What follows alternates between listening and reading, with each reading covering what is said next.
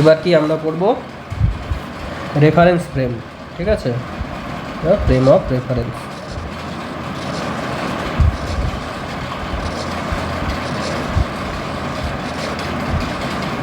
Frame of reference জিনিসটা কি, আমরা কোনো কিছু যখন মানে কোনো বস্তুর যখন অবস্থান মাপতে চাই, ঠিক আছে, গতি বা স্থিতি, যদি আমরা কোনো বস্তুর গতি স্থিতির কথা বলি তাহলে কার সাপেক্ষে গতি কার সাপেক্ষে স্থিতি সেটা তো দেখতে হবে, তাই না? আমি বললাম এ একটা পয়েন্ট স্থির আছে, এই বোর্ডের মধ্যে স্থির আছে, কিন্তু একটা জিনিস বি, বি একটা ধর বাসটা কি হচ্ছে এরকম করে চলে যাচ্ছে, তাহলে বাসের সাপেক্ষে বাসে যদি কেউ বসে থাকে সে কি একে স্থির দেখবে? একে নিশ্চয়ই স্থির দেখবে না। সে কি দেখবে যে এটা পেছনের দিকে চলে যাচ্ছে, সে স্থির আছে, তাই না? বোঝা গেল? তাহলে এই জিনিসটা এই বোর্ডের সাপেক্ষে এ পয়েন্টটা স্থির আছে, কিন্তু এই যে আমি এইখান থেকে যদি কোনো একটা জিনিস চলে যাচ্ছে এর সাপেক্ষে কি দেখব? এ পয়েন্টটা কি পিছিয়ে যাচ্ছে।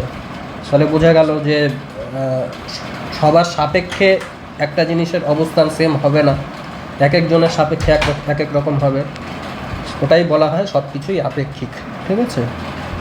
তাহলে এবার আমরা কি করি, একটা নির্দিষ্ট জিনিস আমরা ধরে নিই, ঠিক আছে? যেমন আমরা ইউনিট পড়েছিলাম, ইউনিটেও প্রত্যেকটা কোয়ান্টিটির একটা নির্দিষ্ট পরিমাণ কোয়ান্টিটিকে আমরা ধরে নিচ্ছিলাম স্ট্যান্ডার্ড হিসাবে, ঠিক আছে? সেই স্ট্যান্ডার্ডটা সবাই চিনত, কিন্তু এখানে কি রেফারেন্স ফ্রেম এমন একটা স্ট্যান্ডার্ড, সেটা হচ্ছে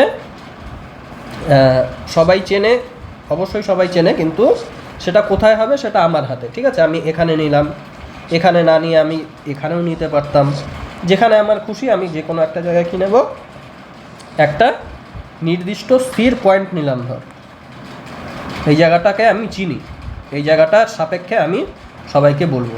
ধর আমি বললাম তোর বাড়ি কোথায়, তুই বললি যে এই জায়গাটার থেকে এইদিকে বাঁ দিকে ঘুরে এতটা, ডান দিকে ঘুরে অতটা, ঠিক আছে? তো যেই জায়গাটার থেকে সেই জায়গাটাকে তো সবাই চিনবে, সেই জায়গাটা তো ফিক্সড, তাই না?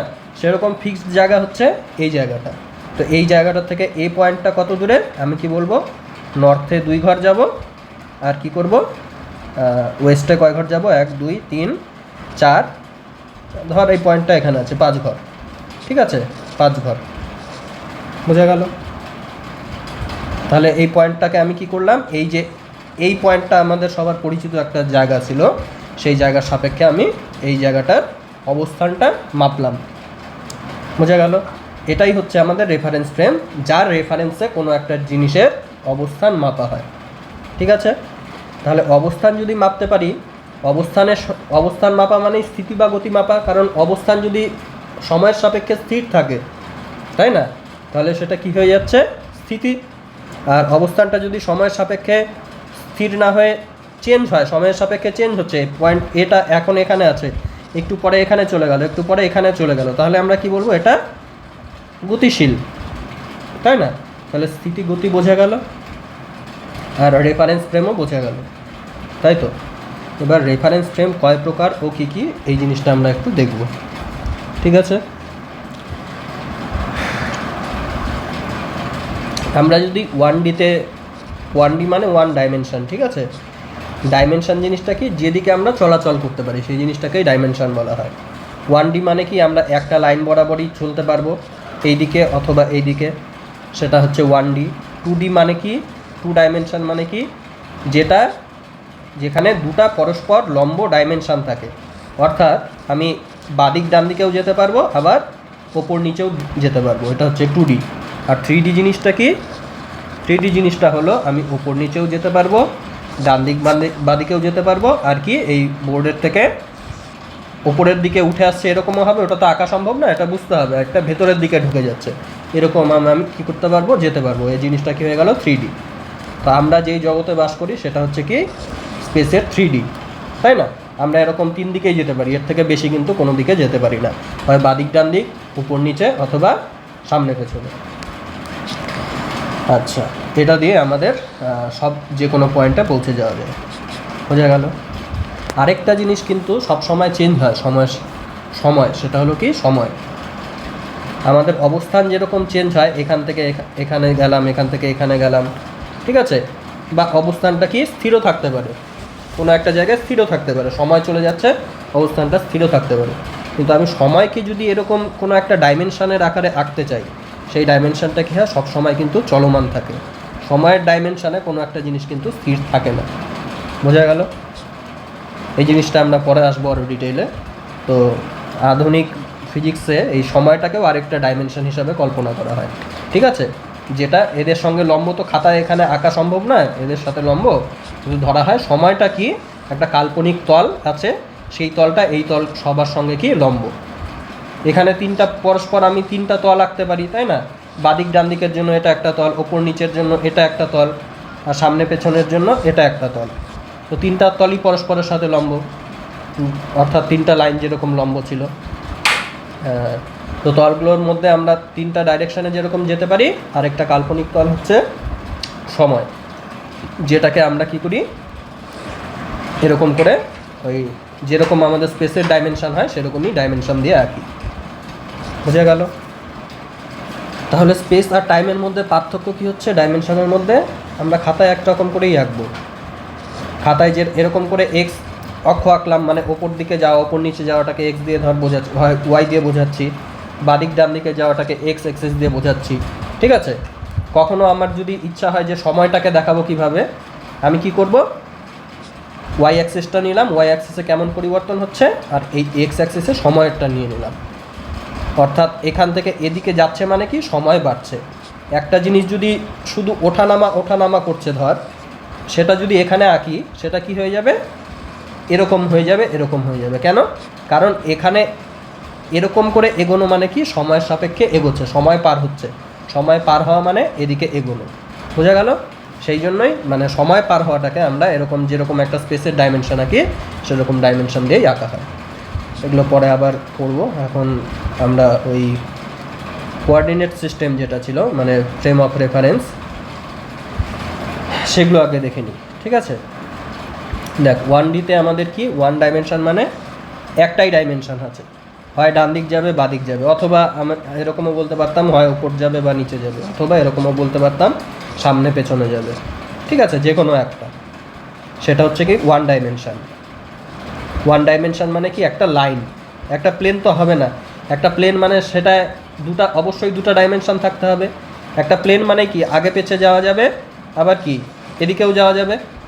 যেমন এই বোর্ডটা তো একটা প্লেন, এটার আমি কি এরকমও যেতে পারছি, এরকমও যেতে পারছি, ওপর নিচে যেতে পারছি না। ওই জন্য প্লেন হলেই সেটা কি সবসময় 2D, আর একটা লাইন সবসময় কি 1D।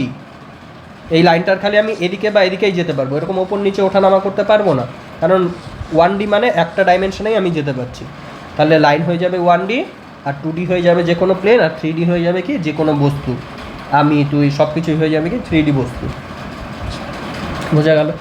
এবার 1Dতে একটাই কোঅর্ডিনেট সিস্টেম হয়, কার্টেসিয়ান কোঅর্ডিনেট সিস্টেম, যেটাকে আমি বলবো কি, ধর এটাকে এক্স ও এক্স ড্যাক্স নাম দিলাম, ঠিক আছে? এটা 1 2 3 4 এরকম করে ইনফিনিটি অবধি গেল, আর এদিকে কি হলো -1 -2 এরকম করে ইনফিনিটি অবধি গেল। তাহলে কোনো একটা বস্তু এই লাইনটার ওপরেই, যখন আমার গোটা পৃথিবীটা এখন এই লাইনটার মধ্যেই আছে, ঠিক আছে, আর কিছু নেই কোথাও, তাহলে আমি কি বলবো, এখানে যদি থাকে আমি বলবো এদিক থেকে গিয়ে এখানে, ধর এখানে দিলাম 1 2, আমার 3 নাম্বার পয়েন্টে আছে, ঠিক আছে? আমার কি বললাম, ইস্টের বা কোনো একটা মানে এই লাইনের +3 যেটা, সেটাই হয়ে গেল এর অবস্থান।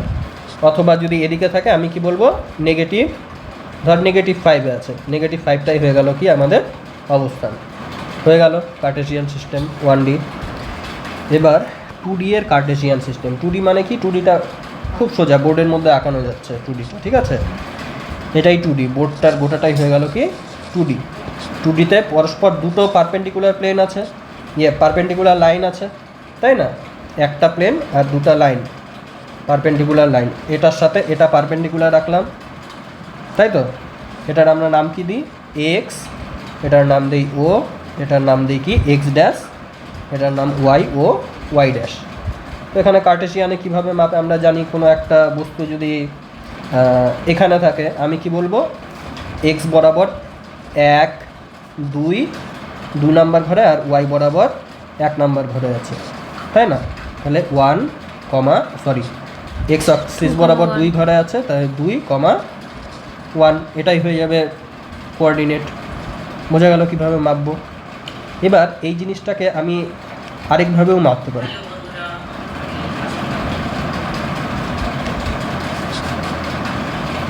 আরেকটা উদাহরণ নিচ্ছি, এই উদাহরণটা না নিয়ে তাহলে ওটা আরও বুঝতে সুবিধা হবে। ঠিক আছে, ধর এই ছোট ছোট এগুলো হচ্ছে এক একটা ঘর, 1 2 3 4, 1 2 3 4 এরকম করে আছে ঘরগুলো। ঠিক আছে, আমি নিয়ে নিলাম তোর এই পয়েন্টটা। এই পয়েন্টটাকে আমি এখানে কিভাবে মাপবো? এখানে মাপবো এক্স বরাবর 1 2 3 4। এক্স কোঅর্ডিনেট কী হয়ে গেল 4, আর ওয়াই কোঅর্ডিনেট কী হয়ে যাবে 1 2 3, তাই না? 4, 3। সেম জিনিসটাকে আমি আরেকভাবেও মাপতে পারি। কিভাবে মাপতে পারি এটা কপি করে নিই। Copy paste. এই যে এই পয়েন্টটাকে আমি এইভাবেও মাপতে পারি, সেন্টার থেকে এটা কতটা দূরে আছে। আমি ধরলাম কি দেখাই যাচ্ছে এতটা দূরে আছে, আর সেটা এতটা দূরে তো আরও অনেক পয়েন্ট থাকতে পারে। এই পয়েন্টটাও এতটা দূরে, ধর এটা যদি লেন্থ আর হয়, এটার লেন্থও যদি আর হয়, তাহলে এরকম করে তো গোটা একটা সার্কেল হয়ে যাবে। এই সার্কেলের প্রত্যেকটা পয়েন্টই কি এতটা দূরে। তাহলে আমার এই কতটা দূরে বললে শুধু এই পয়েন্টটাকে আমি পাচ্ছি না, আমাকে আরও একটা জিনিস বলে দিতে হবে। কি বলে দিতে হবে? যে না এইখানে এতটা কোণ করে আছে, এই থিটা কোণ করে আছে। তাহলে এতটা দূরে এতটা কোণ করে তো একটাই পয়েন্ট আছে, আর তো এরকম সার্কেল পাবো না আমি, তখন একটা নির্দিষ্ট পয়েন্টই পাবো। বোঝা গেল? সেই জন্য আমার 2Dতে এই আর থিটা দিয়েও আমি এই পয়েন্টটায় পৌঁছাতে পারি। ওখানে যেমন এক্স আর ওয়াই দিয়ে পৌঁছাচ্ছিলাম, এখানে আর থিটা দিয়েও পৌঁছাতে পারি। এক্স আর ওয়াই দিয়ে যদি পৌঁছাতাম তাহলে কত হতো? এটা 4, 3, তাই না? 1 2 3 4 ঘর, আর এটা কি ছিল 1 2 3 ঘর ছিল, তাই তো? তাহলে এই লেন্থটা আমাদের কি হয়ে যায় 3 ইউনিট, আর এই লেন্থটা আমাদের কি হয়ে যায় 4 ইউনিট, তাই না? এবার পিথাগোরাসের সূত্র যদি আমি অ্যাপ্লাই করি, পিথাগোরাসের সূত্র কি বলে? অতিভুজের স্কোয়ার সমান সমান লম্ব স্কোয়ার প্লাস ভূমি স্কোয়ার। লম্ব ভূমি অতিভুজ চিনিস, তাই তো? আচ্ছা, তাহলে আমাদের আর এর ভ্যালুটা কি হয়ে যাবে ওখান থেকে? R is equals to √3 square plus 4 square. কত আসবে? √25, মানে প্লাস মাইনাস 5। আমরা লেন্থের ক্ষেত্রে খালি কি নেব? পজিটিভ ভ্যালুটা 5, তাই তো? তাহলে এখানে কি হয়ে গেল? আমি এই কোঅর্ডিনেটে যদি মাপি, এর ভ্যালুটা হয়ে গেল কত আমার 5। লেন্থটা আর এর ভ্যালু কত হয়ে গেল 5, আর থিটার ভ্যালু কত হয়ে যাবে? ট্যান থিটা সমান কত? এখানে 3/4। ট্যান থিটা মানে কি? লম্ব বাই ভূমি। Tan theta is equals two লম্ব মানে 3, ভূমি মানে 4। তাহলে থিটা ইজ ইকুয়ালস টু কী হয়ে গেল? Tan inverse 3/4। বোঝা গেল? তো এখানে আমি এই কোঅর্ডিনেটটাকে কিভাবে লিখতে পারি? Tan inverse 3/4। বোঝা গেল? তাহলে আমাদের যে এই পয়েন্টটা ছিল 2Dতে যে এই পয়েন্টটা ছিল, আমি এই কার্টেশিয়ান কোঅর্ডিনেট সিস্টেমে যদি মাপি, তাহলে আমি সোজাসুজি লিখে দিচ্ছি 3, 4। কীভাবে পৌঁছাবো আমার বোঝা গেল যে এখান থেকে 4 ঘর যাব, এখান থেকে 3 ঘর উপরে উঠবো। 4 ঘর ডান এক্স অক্ষ বরাবর 4 ঘর গেলাম, ওয়াই অক্ষ বরাবর 3 ঘর গেলাম, এখান থেকে পেয়ে গেলাম এটা, তাই না? এটাই হয়ে গেল আমার এই পয়েন্টটা। সেম জিনিসটা আমি এখান থেকে আরেকভাবে পেতে পারি। আমি কি বললাম? না, আমি এখান থেকে এত দূর যাব না, আমি এত দূরও যাব না। আমি কি করব? আমি এখান থেকে এত দূর যাব, ঠিক আছে? এবার এখান থেকে এত দূর গিয়ে আমি এখান থেকে এতগুলো পয়েন্ট পেতে পারি, এতগুলো পুরো সার্কেলটা জুড়ে এত, মানে এখান থেকে এই দূরত্বটার পুরো সার্কেলটাই হয়ে যাবে প্রত্যেকটা পয়েন্ট। কিন্তু না, আমি এখানে একটা কোনো ফিক্সড করে দিলাম। এই অ্যাঙ্গেলটাও যখন আমি ফিক্সড করে দিলাম, এই লেন্থে আর এই অ্যাঙ্গেলে আমি এই পয়েন্টটাই পাচ্ছি, তবুও আমি এই পি পয়েন্টে পৌঁছে গেলাম। আবার এখান থেকে এক্স ওয়াই বরাবর সোজাসুজি গেলাম, আর এখান থেকে প্রথমে একটা দূরে গেলাম, তারপরে বলে দিলাম একটা কোণ করে গেলাম। এটাও হয়ে গেল তাহলে একই পয়েন্টটা পৌঁছানোর আরেকটা উপায়। তো এই প্রথমের যে সিস্টেমটা আছে, প্রথমের সিস্টেমটাকে আমরা কি বলি? কার্টেশিয়ান। কার্টেশিয়ান কোঅর্ডিনেটস, ঠিক আছে। আর এটাকে কি বলি আমরা? পোলার কোঅর্ডিনেটস। বোঝা গেল? আচ্ছা, আর এখানে এটাকেও বলা হয় কার্টেশিয়ান, ঠিক আছে। এবার আমরা 3Dতে চলে আসি। 3Dতে কী হবে? 3Dতে কার্টেশিয়ানটার মতো কার্টেশিয়ান থাকবেই। 3Dতে যে কার্টেশিয়ানটা যেরকম ছিল সেরকম তো থাকবেই, এক্স ওয়াই দিয়ে যেটা মাপা হচ্ছিল, এখন খালি এক্স ওয়াই আর জেড দিয়ে মাপা হবে, তাই না? দুটো পরস্পর লম্ব কোঅর্ডিনেট হয়ে গেল। আরেকটা কি হবে? বোর্ডের ওপর নিচে একটা কোঅর্ডিনেট হয়ে যাবে। এটা কি হবে? এর সাথেও লম্ব হবে, এটা এর সাথেও লম্ব হবে, তাই না? আর এরা দুজন পরস্পর তো লম্ব, বোঝাই যাচ্ছে, মানে তিনজনেই তিনজনের সঙ্গে লম্ব।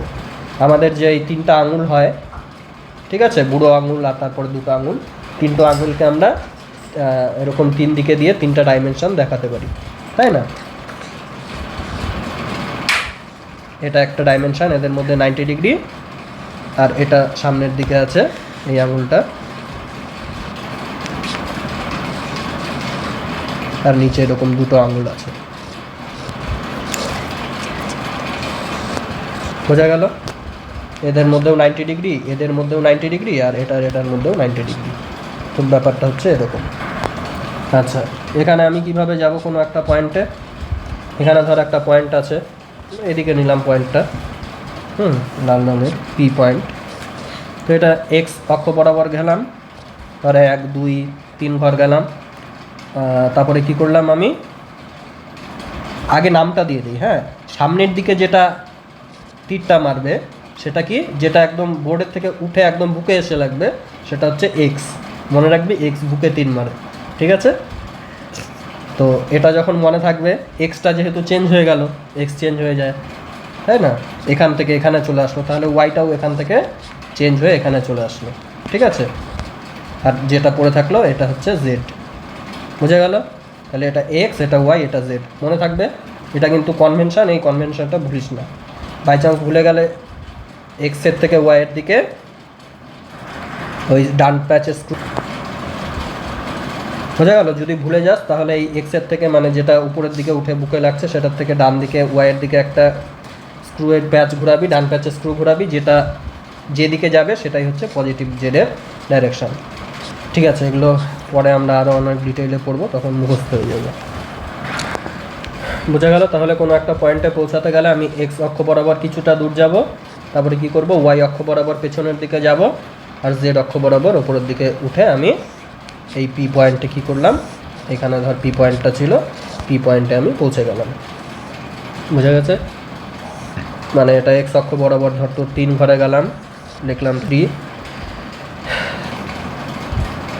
এখানে নেগেটিভ, আরে ওয়াই অক্ষ বরাবর গেছে, তো এটা ওয়াই অক্ষ বরাবর 3, এক্স অক্ষ বরাবর ধর 1 2, এখানেও 3 ঘর গেলাম, মানে -3, আর জেড অক্ষ বরাবর ধর 2 ঘর গেছি, এরকম 2।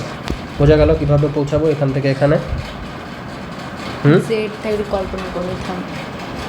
জেডটা সোজা, একদম ওপরে যেটা দেখা যাচ্ছে সেটা জেড। গন্ডগোল হয়ে যাচ্ছে, যাক আবার আঁকাচ্ছি, ঠিক আছে? আবার আঁকছি,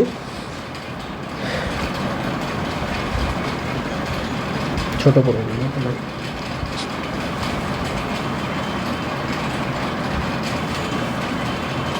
এই আঁকলাম একটা, এই আঁকলাম আর একটা, আর যেটা উপরের দিকে উঠে আসবে বোর্ডের থেকে সেটা আঁকলাম আমি কি? ধর এই আঁকলাম, ঠিক আছে? ভালো হচ্ছে না, এবার ঠিক আছে। আচ্ছা, এটা কি? এক্স বুকে উঠে আসছে একদম, এটা কি? X dash. তাহলে এক্সটা যেহেতু চেঞ্জ হয়ে গেল, এখান থেকে যেহেতু এখানে চলে আসলো, তাহলে ওয়াইটাও এখানে থাকবে না। কি মনে রাখবো? ওয়াইটা এখান থেকে এক্সের জায়গায় শিফট হয়ে গেল, তাহলে ওয়াই ও ওয়াই ড্যাশ। আর এটা কি হয়ে গেল? জেড ও জেড ড্যাশ। বোঝা গেল? এবার আমি কোনো একটা পয়েন্ট ধর মাপতে চাচ্ছি, ঠিক আছে? পয়েন্টটা কোথায় আছে ধরবো আমি, ধরলাম এখানে আছে পয়েন্টটা, ঠিক আছে? তো এই পয়েন্টে আমি কিভাবে যাব, আমি প্রথমে এক্স অক্ষ বরাবর গেলাম, ধর এটা 1 ঘর 2 ঘর, এদিকেও আঁকছি 1 2 3 এরকম করে। তাহলে এক্স অক্ষ বরাবর 2 ঘরে গেলাম আমি। তারপর কি ওয়াই অক্ষ বরাবর কয় ঘরে গেবো, 1 ঘর 2 ঘর 3 ঘরে গেলাম। এবার কি জেড অক্ষ বরাবর আমার ধর এতটা উঠলাম, তাহলে আমি এখানে একটা পয়েন্ট পেয়ে গেলাম, কোনো একটা পয়েন্ট বোঝা গেল। এই পয়েন্টটার কোঅর্ডিনেট তাহলে কি হবে, এক্স বরাবর আমি কয় ঘর গেছি, 1 ঘর 2 ঘর, বোঝা গেছে। 1 ঘর গেছি 2 ঘর গেছি এক্স বরাবর। তারপর কি ওয়াই বরাবর কয় ঘর গেছি, ওয়াই বরাবর গেছি 1 ঘর 2 ঘর 3 ঘর। তারপর জেড বরাবর কয় ঘর গেছি, ধর 1 ঘর 2 ঘর 3 ঘর। তাহলে এখানে আমি এর কোঅর্ডিনেটটা কী লিখবো, এর কোঅর্ডিনেট লিখবো এক্স বরাবর যেহেতু 2 ঘর গিয়েছি 2, বোঝা গেল, সামনের দিকে গিয়েছি 2 ঘর। তারপর কি ডান দিকে কয় ঘর সরেছি, 3 ঘর, 1 2 3, তাহলে ওয়াইয়ের জায়গায় কত লিখলাম 3। আর ওপরে উঠেছি কয় ঘর, ধর এটা 1 ঘরই আছে ধরে নে, 1 ঘর 2 ঘর 3 ঘর, তাহলে 3। এটা হয়ে গেল কোনো একটা পয়েন্টের কোঅর্ডিনেট, ঠিক আছে। পয়েন্টটা তাহলে কি হবে, এখান থেকে একদম এইখানে এই পয়েন্টটা, সেন্টার থেকে সোজাসুজি যদি যাই তাহলে এই পয়েন্টটা, বোঝা গেল। আচ্ছা, এবার এটাই যদি আমি অন্যভাবে বলতাম যে দেখ, আবার আমি আঁকছি, ঠিক আছে, বোঝা যাচ্ছে আমার এখন ভালো করে।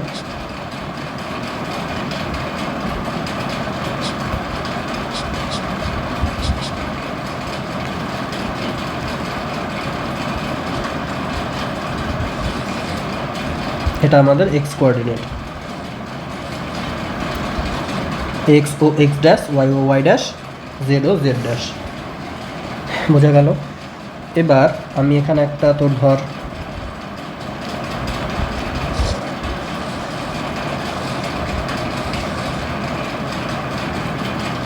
কি হচ্ছে,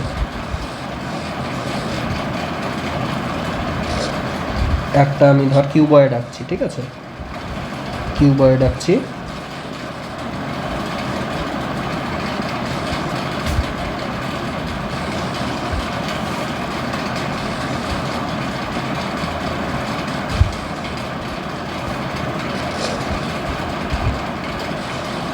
মোটামুটি একটা ছবি হলো, এবার দেখ বুঝতে পারবি। আচ্ছা, এই কিউবয়েডটার আমি কোনো একটা পয়েন্টে ধর পৌঁছাতে যাচ্ছি। কোন পয়েন্টটা বল, তোর কোন পয়েন্টটায় পৌঁছানোর ইচ্ছা, যে কোনো একটা পয়েন্ট দেখা, এই পয়েন্টটা। আচ্ছা, এই পয়েন্টটায় আসতে গেলে আমার কি করতে হবে, এক্স অক্ষ বরাবর এই গেলাম, এখানে ধর 1 ঘর গেলাম, এটা 1 ঘর, এটা 2 ঘর, এরকম করে আছে।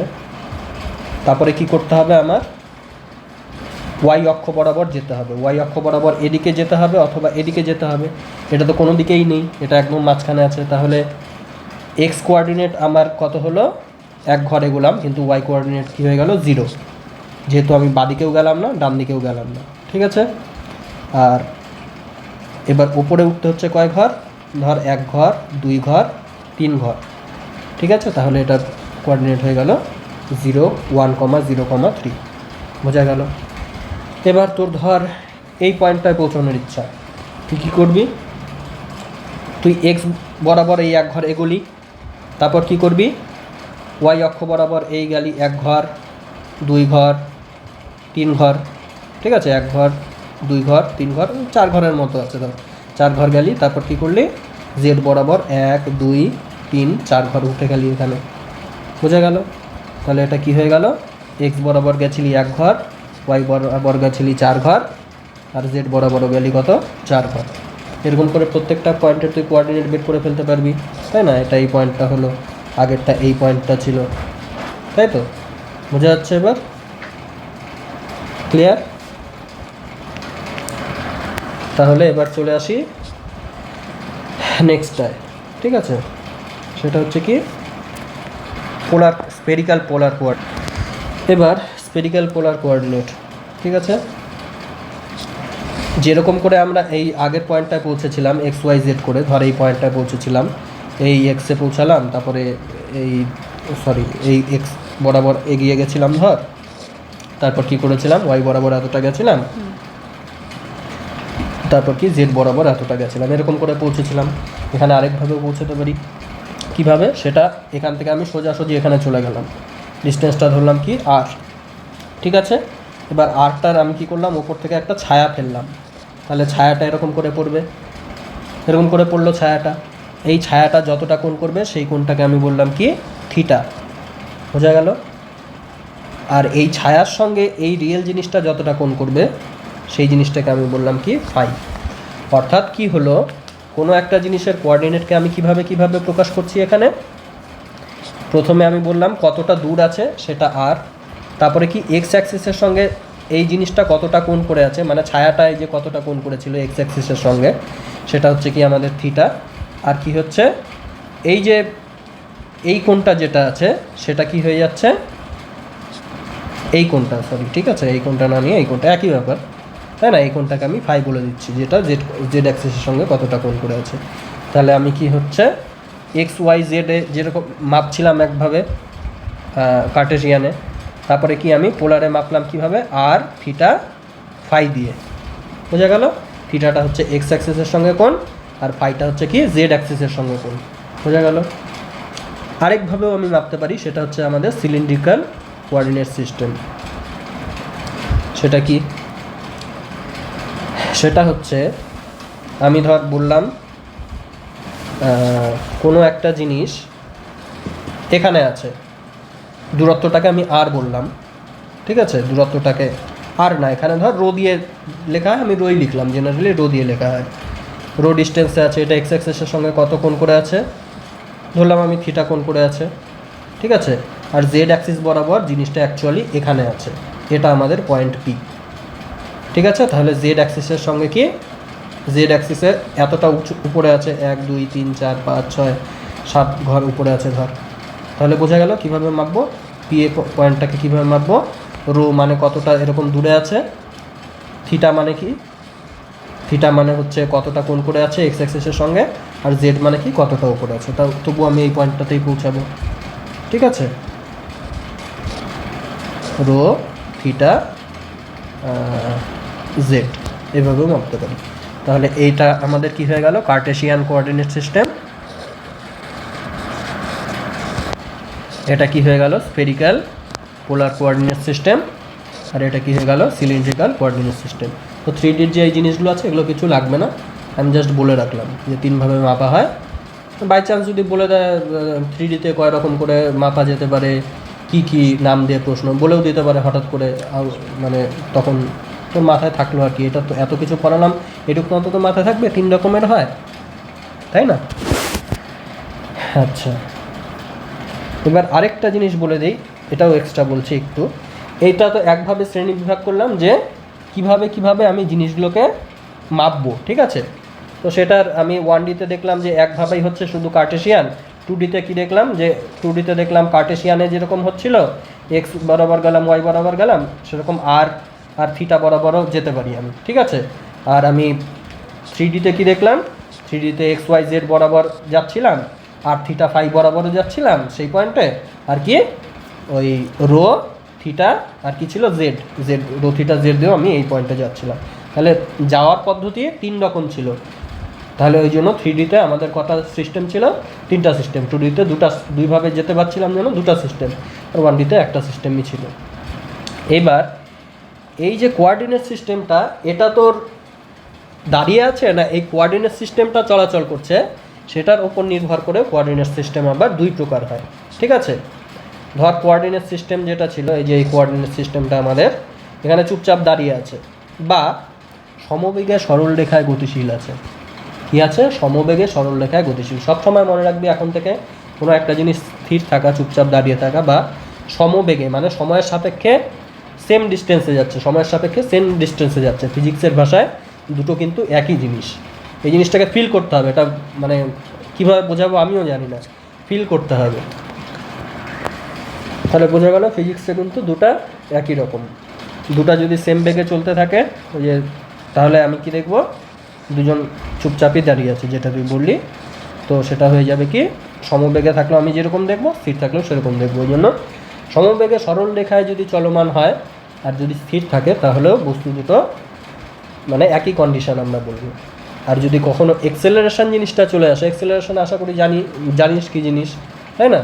এই সময় সাপেক্ষে বেগ যখন পরিবর্তন হয়, বেগটা সময় যাচ্ছে, বেগটা চেঞ্জ হয়ে যাচ্ছে, ঠিক আছে? তো সেটা হয়ে যাচ্ছে এক্সেলারেশন।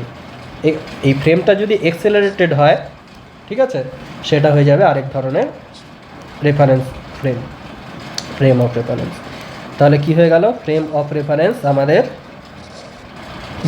দুই ভাগে ভাগ করতে পারছি। একটা কি ইনার্শিয়াল বলি,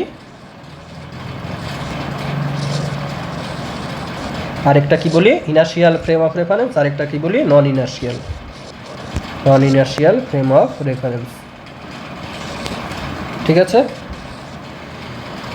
এখানে কি হয় বল, এখানে কি হয়, ফ্রেমটা রেফারেন্স ফ্রেমটা কি হয়, রেফারেন্স ফ্রেম স্থির থাকে অথবা কি হয়, সমবেগে সরল রেখায় গতিশীল হয়, সরল রেখায় গতিশীল হয়। ঠিক আছে, আর এখানে কি হয়, সেটা হয় না। এখানে কি এক্সেলারেশন বা ত্বরণ থাকে, এক্সেলারেশন বা ত্বরণ কিন্তু থাকে না, এখানে এক্সেলারেশন বা ত্বরণ থাকে। আর যেটা মোস্ট ইম্পর্ট্যান্ট সেটা হচ্ছে কি, নিউটনের যে নিউটনের ল এখানে কি ভ্যালিড, এখানে নিউটনের ল কিন্তু ভ্যালিড না। নিউটনের ল, ফ্রেমটাই যদি এক্সেলারেটেড হয় তাহলে নিউটনের ল কিন্তু এখানে খাটবে না, ফার্স্ট ল সেকেন্ড ল ব্যর্থ হয়ে যাবে।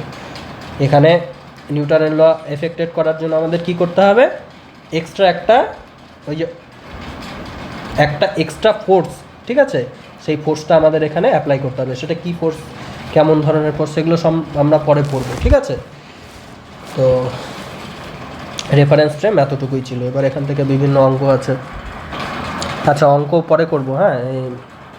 এরপরে আমি তাহলে এটা এখানে অফ করলাম, নেক্সট টপিক।